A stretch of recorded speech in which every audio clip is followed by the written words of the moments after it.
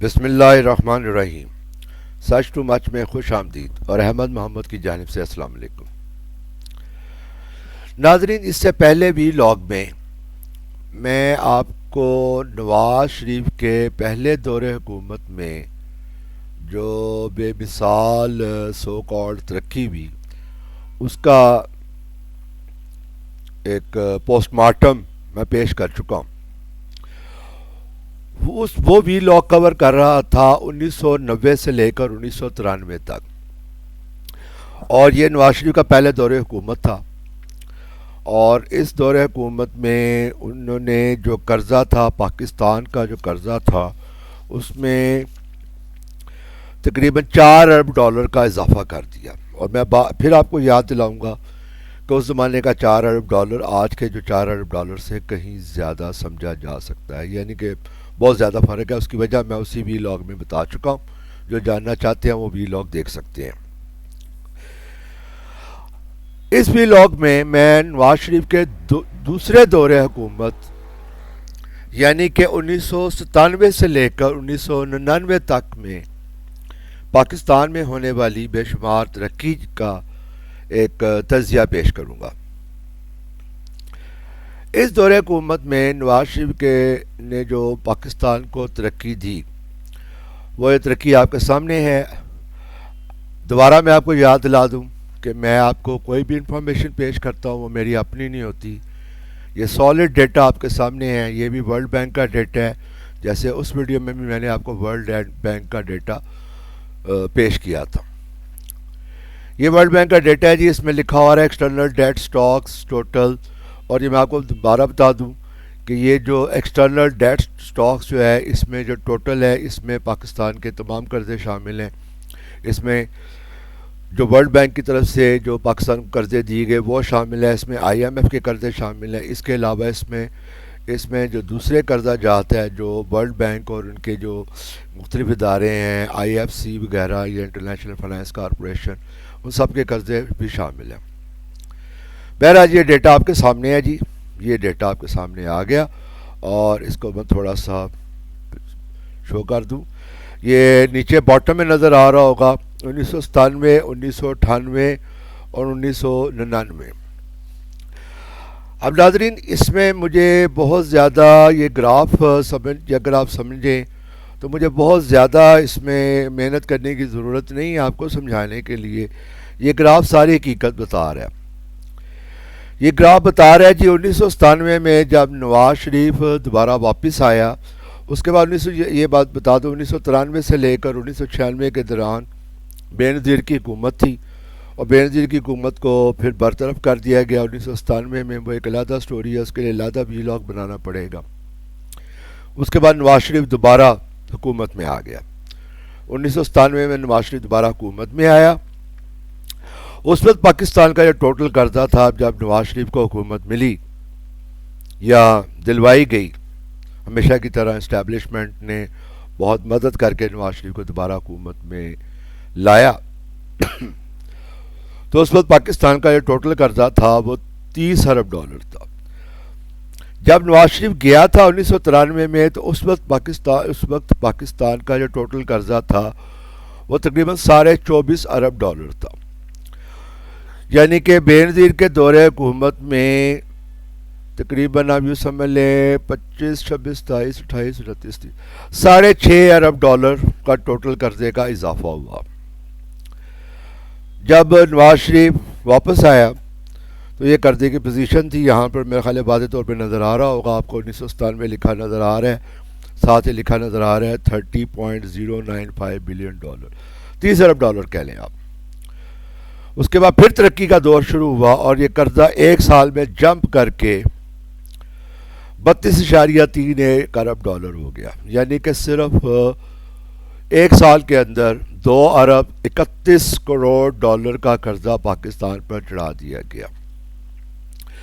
اس کے بعد 1998 سے 1999 تک ایک اور سال گزرا تو $32.31 کا قرضہ بڑھ کر $34 ارب 19 کروڑ $20 لاکھ کا قرضہ سمجھ لیں کہ پاکستان پر چڑھ گیا. یہ تھی کہ ترقی نواز شریف کے دوسرے دور حکومت میں. جیسے کہ ان کے جو مشیران ہیں جو آج کل اکثر آئے ہوتے ہیں، ایک میں تو ان کے مشیر مر گیا ہے، مشاہد اللہ خان، جو کہ بہت چیخ چیخ کے اور انتہائی بے شرمی کے ساتھ تقریر کرنے میں مشہور تھا. اور اس کے بعد ابھی بھی کچھ زندہ ہیں بابے، جیسے پرویز رشید، احسن اقبال، خواجہ آصف، شاہد خاقان عباسی وغیرہ وغیرہ. اب یہ لوگ آج کل اٹھ کے بے مثال ترقی کا دعویٰ کر رہے ہوتے ہیں. جی پاکستان میں دودھ اور شہد کی نہریں بہہ رہی تھیں، نواز شریف کے خلاف سازش کی گئی، اور پھر ان کا دعویٰ ہوتا ہے یہ سازش نواز شریف کے خلاف نہیں تھی، یہ تو پاکستان کے خلاف تھی، پاکستان کی ترقی کا راستہ روک دیا گیا، ایک ڈکٹیٹر نے شب خون مار کے نواز شریف کی حکومت کو گرا دیا. اور جو بڑے بڑے لمبے چوڑے دعوے کیے جاتے ہیں، یہ ہے جی ان دعووں کی حقیقت.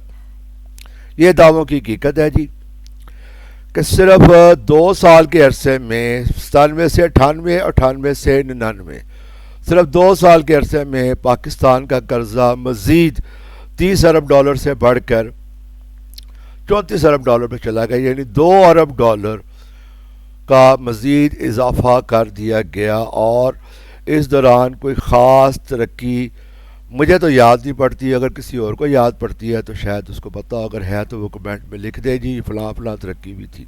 اور یہاں پر میں 2 چیزیں آپ کو بتا دوں. جو موٹر وے نواز شریف کے پچھلے دور حکومت میں شروع کی گئی تھی، وہ اس دور حکومت میں مکمل نہیں ہوئی. موٹر وے جو تھی، جو لاہور اسلام آباد جو پہلی موٹر وے تھی، اس کو مکمل کیا گیا تھا بے نظیر کے دور حکومت میں، لیکن بے نظیر کی دور حکومت کو اس کا کوئی کریڈٹ نہیں دیا جاتا. یہ بہرحال پروپیگنڈا ہے، اور بڑا کامیاب پروپیگنڈا ہے نون لیگ کی طرف سے.